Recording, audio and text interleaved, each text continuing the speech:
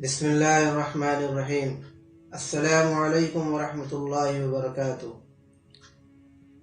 برادران اسلام، lock down کی وجہ سے پورے ملک میں جس طرح پریشانی کا ماحول ہے وہ کسی سے پوشیدہ نہیں ہے، اور یہ وبا ایسی ہے کہ لاک ڈاؤن کا ہونا یہ بہت بڑی مجبوری بھی ہے۔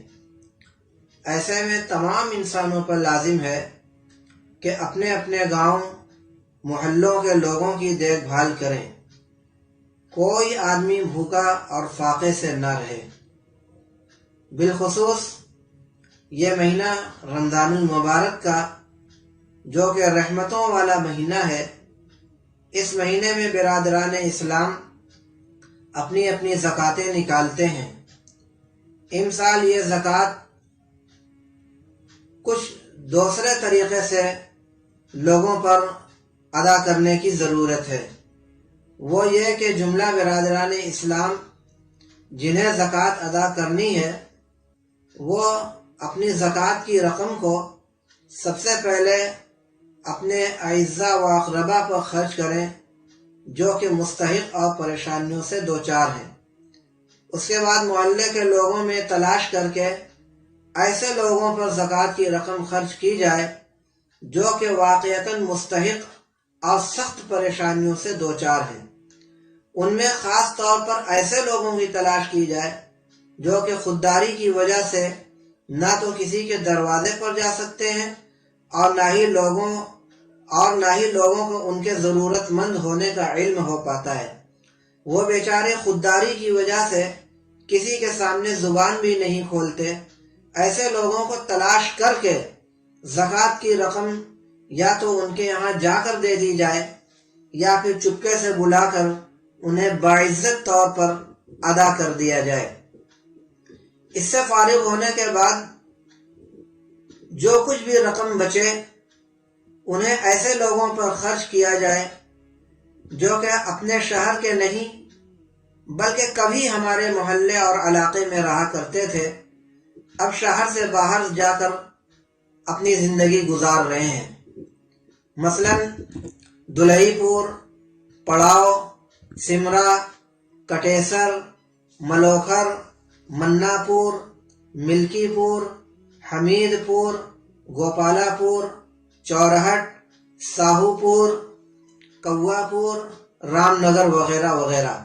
الحمدللہ مذکورہ بالا علاقوں میں اس ناچیز کے توسط سے اور جملہ اہل خیر حضرات کے تعاون سے شروع دن سے ہی سامان رسد اور امدادی پیکٹ وغیرہ پہنچانے کا سلسلہ رہا ہے، اور ان میں بعض علاقوں میں آج بھی امداد کا سلسلہ جاری ہے۔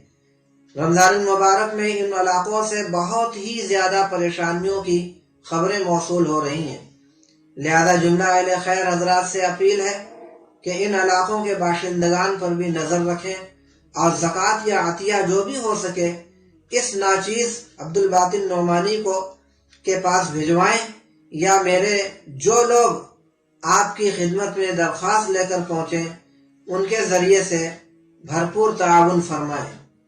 ساتھ ہی مدارس عربیہ دین کی حفاظت کے قلعے ہیں، اور ان کا جو نظام ہوتا ہے اس کا زیادہ بیشتر انحصار زکوٰۃ و صدقات کی عطیات کے اوپر اور رقموں کے اوپر ہوا کرتا ہے، لہذا جہاں تک ہو سکے مدارس عربیہ کے جو سفراء ہر سال آپ کی خدمت میں حاضر ہوتے ہیں، امسال لاک ڈاؤن کی وجہ سے نہیں آ سکیں گے، تو ان کے حصے کی بھی کچھ رقم محفوظ رکھیں، اور بعد میں جب حالات سازگار ہونے پر اہل مدارس آپ سے رجوع کریں تو آپ وہ رقم وہاں تک پہنچانے کی کوشش کریں۔ دوسری ضروری چیز یہ کرنی ہے کہ پہلا عشرہ رمضان کا گزرنے کے بعد عموماً عید کی تیاریاں شروع ہو جاتی ہیں۔ امسال بھی لوگ اس بات کا انتظار کر رہے ہیں کہ کسی طرح لاک ڈاؤن ختم ہو اور عید کی خریداری میں لگ جایا جائے۔ میرے بھائیوں، بہت ہی عاجزانہ طور پر گزارش کر رہا ہوں کہ امسال کی عید کو پہلے کی عیدوں کی طرح نہ سمجھیں۔ ایسا نہیں کہ لاک ڈاؤن ختم ہونے پر تمام اندیشے اور کورونا وائرس کے خطرے بالکل ختم ہو جائیں گے، اور بہت ممکن ہے کہ دوسرا عشرہ گزرتے گزرتے کچھ عید کی خریداری کے لیے دکانیں بھی کھول دی جائیں۔ کیا ہم میں سے کوئی آدمی یہ پسند کرے گا کہ عید کی تیاریوں کے لیے بازاروں میں بھیڑ لگائیں اور خدا نخواستہ یہ وائرس اور پھیل جائے اور کورونا کے مریضوں کی تعداد میں اضافہ ہو جائے تو ہم ہی لوگوں کو اس مرض کے بڑھنے کا ذمہ دار بنا دیا جائے؟ اس لیے بہت ہی محتاط اور ماضی کے کچھ واقعات سے ہم سب لوگوں کو عبرت حاصل کرنے کی ضرورت ہے۔ لہذا تمام برادران اسلام سے گزارش ہے کہ براہ کرم دو وجہ سے امسال عید الفطر کا تہوار نہایت سادگی سے پرانے کپڑوں اور چپلوں میں اور جوتوں میں گزاریں۔ پہلی وجہ تو یہی ہے کہ جو ابھی کرونا وائرس کا خطرہ ٹلا نہیں، بھیڑ بھاڑ بازاروں میں ہوگی اور اس سے وائرس کو پھیلنے کا پورا موقع اور خطرہ ہوگا، پھر اس کے جو بھیانک نتائج ہوں گے ان کا تصور بھی نہیں کیا جا سکتا۔ دوسرے یہ کہ لاکھوں کی تعداد میں ہمارے برادران اسلام ایسے بھی ہیں جن کے پاس غربت اور افلاس کی وجہ سے کھانے تک کو میسر نہیں، نہ جانے کتنے لوگ فاقے سے زندگی گزار رہے ہیں۔